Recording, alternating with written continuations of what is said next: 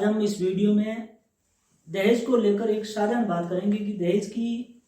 जो मुकदमा होता है वो किस तरीके से होता है और न्यायालय में ये कैसे चलता है। मैं आपको बता दूं कि किसी भी व्यक्ति के खिलाफ जब 304 बी का मुकदमा होता है, जो आम भाषा में हर व्यक्ति जानता है कि 304 बी का मतलब होता है कि दहेज मृत्यु, यानी एडी मौत जो दहेज के कारण हुई हो। और जब किसी व्यक्ति की मौत दहेज के कारण हो जाए और उन्हें शादी रो टाइम 7 साल कम है, तो डेफिनेटली मौत अगर कोई आत्महत्या है, जैसे टाके में गिरना है, जैसे कोई प्रताड़ना करके मौत हुई है, तो वह मौत दहेज मृत्यु कहलावे। और ऐसी मौत अगर हो जाती है तो 304 बी में मुकदमा दर्ज करती है पुलिस। और अगर 7 साल से ज्यादा का मामला है और फिर भी मौत हो जाती है तो पुलिस 451 में ऐसे मामले दर्ज करती है। अब होता क्या है कि 304 बी में जब मामला दर्ज हो जाता है, 7 साल शादी को हुए नहीं है और मौत हो जाती है 7 साल के पीरियड के अंदर, तो लड़की पक्ष वाले, हकीकत तो यह है कि अगर उसको लड़की को परेशान करते हैं ससुराल वाले, तो फिर उसके ससुराल वालों के पति के खिलाफ, देवर के खिलाफ, जेठ के खिलाफ, ससुर के खिलाफ, सास के खिलाफ, ननद के खिलाफ, जितने चाहे उसके खिलाफ मुकदमा दर्ज करवाते हैं। फिर पुलिस उस मामले में तफ्तीश शुरू करती है और पुलिस तफ्तीश में जब किसी लोगों का नाम जानती है और पाती है कि इसमें अपराध में वो इन्वॉल्व थे, शामिल थे, तो उन व्यक्तियों को गिरफ्तार करती है। और ज्यादातर मामले आपने देखे होंगे कि 304 बी में पुलिस काफी लोगों का नाम भी हटा दिया करे, पति को राख दे, सास ससुर को राख दे। लेकिन 304 बी के मामले में पति का नाम 100% है अफिक्स है। और बाकी अगर पुलिस में डिपेंड करे कि वो अपराध में शामिल कितनी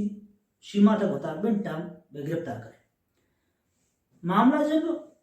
इस मामले में सबसे खास बात यह है कि जब पुलिस गिरफ्तार करे उसके बाद में व्यक्ति को जेल भेज दिया जाता है।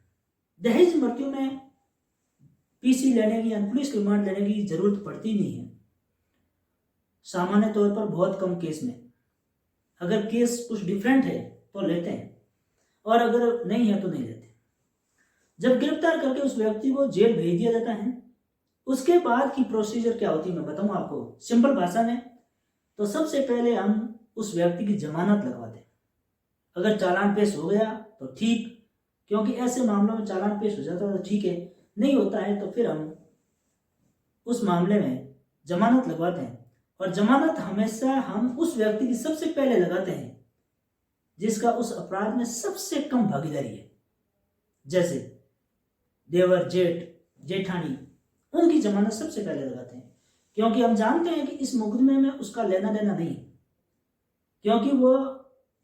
पति और पत्नी का यहाँ सास ससुर तक सीमित है, उसे ज्यादा नहीं होता है, तो हम उसकी जमानत लगवाते हैं। अब मैं आपको बता दूं कि मुकदमा 304 बी का बहुत मजबूत होता है। ऐसे मुकदमों में काफी टाइम तक लोग जेल में रहते हैं, चालान पेश होने के बाद साल भर रहते हैं, परिवादी के बयान करवाते हैं, यानी FIR करता जो होता है उसके भी बयान करवाते हैं। और जमानत के लिए निचले कोर्ट में जब लगाते हैं तो निचला कोर्ट जब जमानत खारिज करता है तो हाईकोर्ट में आते हैं। हाईकोर्ट में उन लोगों की जमानत ठीक ठाक आसानी से हो जाती है जिनका उस घटना में शरीक होना कम पाया जाता है। लेकिन खास तरह से पति की जमानत करवानी होती है तो मैं आपको बता दूं, चालान से पहले तो जमानत होने की गुंजाइश ही नहीं। चालान के बाद कोर्ट हमेशा ज्यादातर मामलों में यह कहता है कि परिवादी के बयान करवा दो, या उसकी माँ के बयान करवा दो, पापा के बयान करवा दो, या FIR करता उसके पापा मम्मी में से कोई है तो उसका करवा दो, या भाई का करवा दो। अब मैं आपको बता दूं कि हाईकोर्ट जो जमानत देता है वह सबसे बेस्ट ग्राउंड ये होता है कि वे ऐसी प्रताड़ना कब की जिसके कारण उसकी मौत हुई है। तो आप FIR में ये भी लिखवाते हैं कैसा हम तो 10-12 पंच लेन गया और पंचायती करवाई और मैंने लड़के ने समझायो और मैंने बाद में कहा आज के बाद मैं कोई गलती नहीं करूंगा। उसके बाद भी मेरी बेटी के साथ उन्होंने दहेज को लगातार प्रताड़ना की और मौत हो गई। अब उच्च न्यायालय के जो जस्टिस होते हैं वो इस मामले को अच्छी तरह से भांप लेते हैं और वो इस मामले को इस तरीके से देखते हैं कि ये मामले में उसकी मौत से पहले कितने टाइम पहले उसके साथ ऐसी प्रताड़ना हुई, ऐसे पंच इकट्ठे हुए, वो उलपा दिया। अगर उस मौत की घटना और उस व्यक्ति को जो पंच पंचायती हुई थी, जो उलपा दिया था उसको, उसके बीच में ज्यादा गैप है, तो जमानत की गुंजाइश ज्यादा बढ़ जाएगी, यानी आसानी से जमानत हो जाएगी। क्योंकि 6 महीने पहले आप कहते हो कि भाई मैंने उसमें पंचायती करवा के उसके घर गए थे, उसको बोल के आए थे, और 6 महीने बाद आपकी बेटी की या बहन की मौत होती है,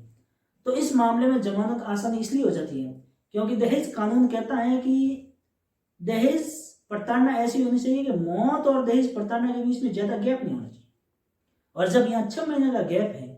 तो इसका फायदा अभियुक्त को मिलता है, इसलिए जमानत होती है ज्यादातर केसेज में। और दूसरा, ट्रायल चलने तक व्यक्ति अंदर रहते हैं,